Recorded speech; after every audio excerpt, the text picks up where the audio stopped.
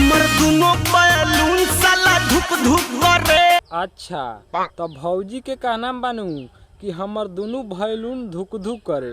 तो ए भौजी हम कहेम नू कि तोहर दोनों बैलूनवा ऐठवावे के खोजता, दू चार गोड़ा से मिलवा के नू साले के दू हाथी ऐठवावा, सब धुक धुक कल बंद हो जाई।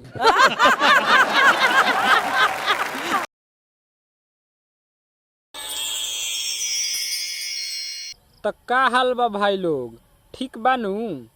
आज हम बात करे वाला बानी ऑर्केस्ट्रा स्टार अमित पटेल और धड़कन धनंजय के बारे में, और दू चार गो ऐसन गाना नू जौना के सुनला के बाद नू तू लोग गाड़िए देब। तब वीडियो स्टार्ट करे से पहले नू एगो छोटा मोटा बात बतावे के चाहतानी कि ए वीडियो के सिर्फ एक ही मकसद है, आप लोग के इंटरटेन कइल, ना ही तो केहू के दिल पे ठेस पहुँचावल। हंसिया लोग और हंस के भूल जाइए लोग। तब शुरू कर आज के भक्चोदी। अच्छा तो भौजी के का नाम बानू कि हई हम सामान बबुआन के। तो ए भौजी जब बबुआन के बारू नू तो इहवा खूंटा ठोकवावे आल बारू आ कि लार चाटे आल बारू, बबुआन से पेट नइखे भरत।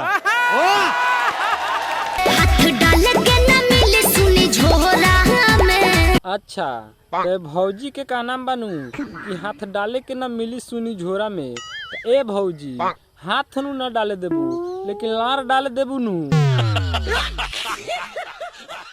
ले ले जइहे रुपया के बोरा में, बैठ जो ना जादू जी के कोरा में। अच्छा तो जादू जी के का नाम बानू कि ले ले जइहे रुपया के बोरा में, अब बैठ जो ना जादू जी के कोरा में। तो ए भौजी अब तू ही सोचा, जब बैठे के बोरा में मिलता तो ठोकवेबू नू तो साला ट्रैक्टर पर लाद के ले जाए के पड़ी रुपया।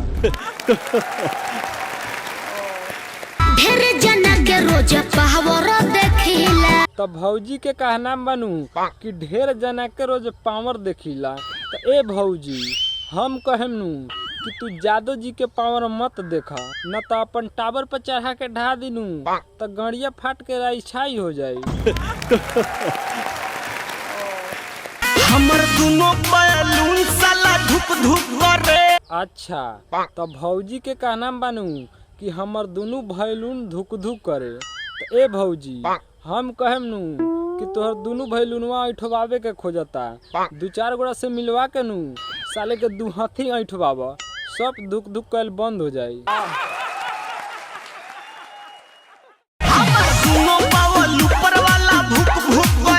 अच्छा तो भौजी के नू दोनों बॉल ऊपर वाला भूक भूक बरता। तो ए भौजी अब तोहरा के हम का कहेम नू कि हमर साला ये 11,000 वाला हाइलोजिनवा ले जा। ये हाइलोजिनवा नू खाली साला धुक धुक न करेला, उ ढुक ढुक खाली करेला यार।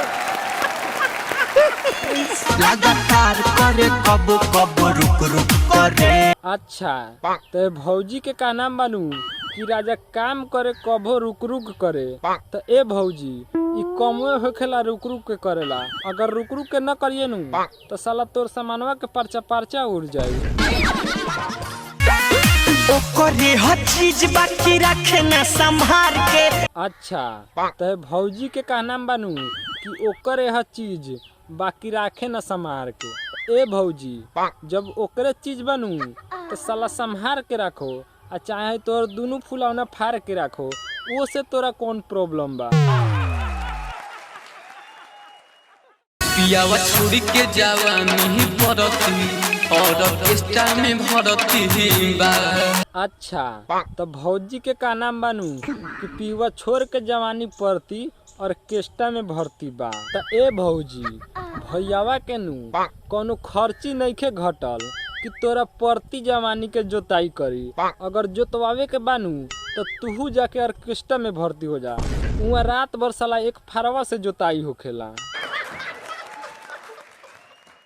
चढ़ल जवानी हमर भइल बा का कहारा, पढ़ता सोनिया अभी दुका दुके पहाड़ा। अच्छा तो भौजी के का नाम बानू कि चढ़ल जवानी हमर भइल बा का कहारा, आ पढ़ता सोनिया अभी दुका दुके पहाड़ा।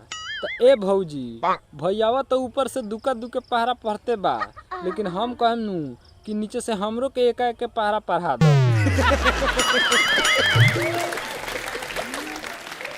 कख गंगे भतार घूमे नहंगे। तो भौजी के का नाम बानू कि कख गंगे भतार घूमे नंगे। तो ए भौजी एंगा तोहरा ट्यूशन में पढ़ाई होला का? अब बिहान से हम पढ़े आम तो हमरा के केंगा रखबू ए भौजी?